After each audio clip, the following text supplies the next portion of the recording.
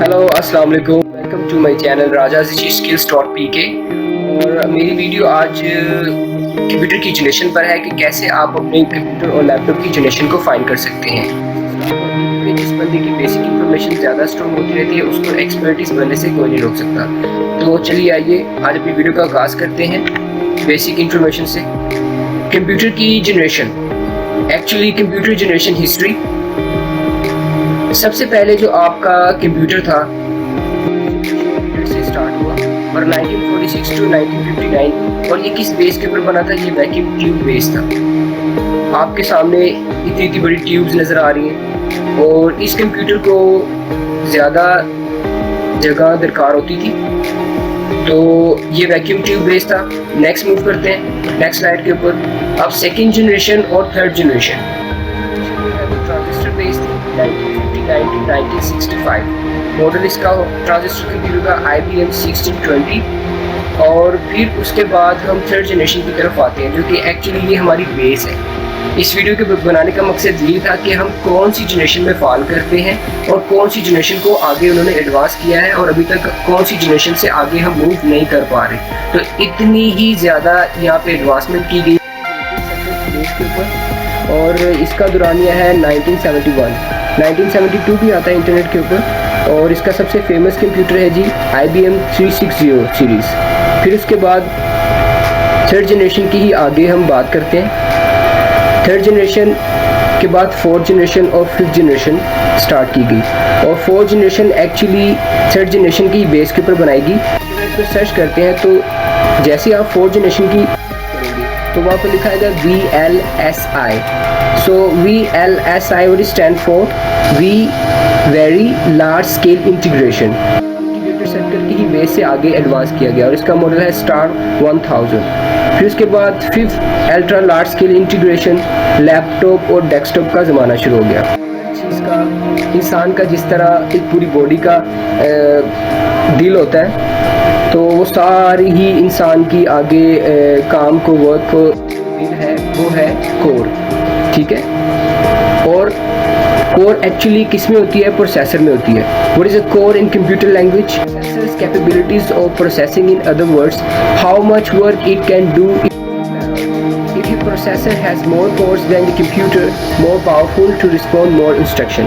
तो इसको मैं एक छोटे से कंसाइज में बताना ये कोशिश करूँगा कि जैसे जैसे आपकी कोर्स इंक्रीज़ होती जाएंगी वैसे वैसे आपके कंप्यूटर्स की एप्लीकेशन इस्तेमाल करने की पावर के आगे कैसे कोर्स बनाएगी। तो how many types of course? सबसे पहले जो कंप्यूटर की टाइप में कोर बनाएगी वो कौन सी थी? Single core processor. फिर उसके बाद ड्यूल कोर, अब क्वाड कोर प्रोसेसर। तो इसका मतलब ये हुआ कि सिंगल कोर में आप एक टाइम पर एक ही एप्लीकेशन को अच्छी तरह इस्तेमाल कर सकते। तो उसको थोड़ा सा एडवांस किया गया ड्यूल कोर में और क्वाड कोर में। तो अब नेक्स्ट चेंजिंग ये हुई, जो अभी आप एक्चुअली मेरी वीडियो बनाने का मकसद ये था कि आपको पता चले कि किस जनरेशन से हम कहाँ तक अभी आ चुके हैं और कैसे कैसे इन्होंने एडवांस किया।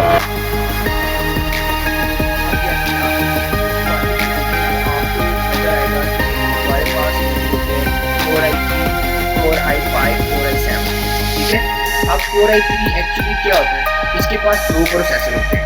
ठीक है, दो प्रोसेसर का मतलब मैंने आपको बताया कि एक एप्लीकेशन एक प्रोसेसर के अंदर एक कोर को डील करती है। ठीक है, अगर यहाँ पे Core i3 है तो इसका मतलब ये है कि इसके पास दो कोर्स एक्स्ट्रा हैं। ठीक है, दो कोर्स एक्स्ट्रा का मतलब दो प्रोसेसर एक्स्ट्रा। तो जैसे ही दो प्रोसेसर एक्स्ट्रा होंगे तो इसका मतलब क्या है कि आपको आपके लैपटॉप को या आपके कंप्यूटर को दो एप्लीकेशन आप एक सेम टाइम पे बड़ी फास्ट मूव करवा सकते हैं। तो ऐसे ही Core i5 है, इसके पास 4 प्रोसेसर होते हैं। फिर उसके बाद ऐसे ही Core i7 है, इसके पास 8 प्रोसेसर होते हैं। तो अभी हम मूव करते हैं जनाब। एक्चुअली वीडियो का मकसद ये था कि कैसे, मैंने आपको बोला था कि थोड़ा सा प्रैक्टिकल करूँगा मैं।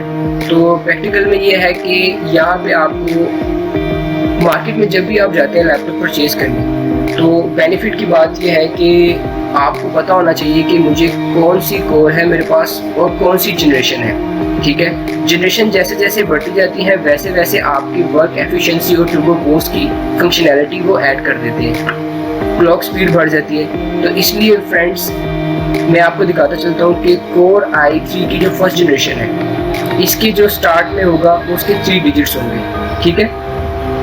और इसी तरह कोर i5 की जनरेशन में 3 डिजिट्स होंगे। जहाँ पे भी आपको लैपटॉप परचेज करने जाए तो आप जब देखें, इसके राइट क्लिक करके मैं आपको दिखाऊंगा अभी, तो उसके सबसे अगर फर्स्ट कोर i7 के बाद अगर 3 डिजिट्स होंगे तो इसका मतलब ये फर्स्ट जनरेशन है। तो इसी तरह बात करते हैं अब आगे कि जनाब मेरे पास अगर लैपटॉप है कोर i5 सेकेंड जनरेशन, तो मुझे कैसे पता चलेगा कि ये कोर i5 सेकेंड जनरेशन है?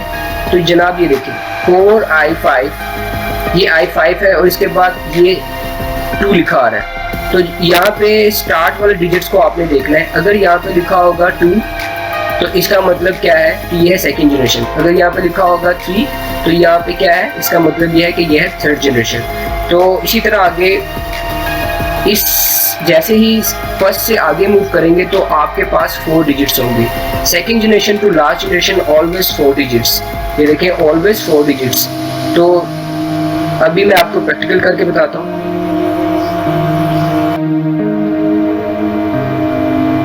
इसके ऊपर राइट क्लिक करें।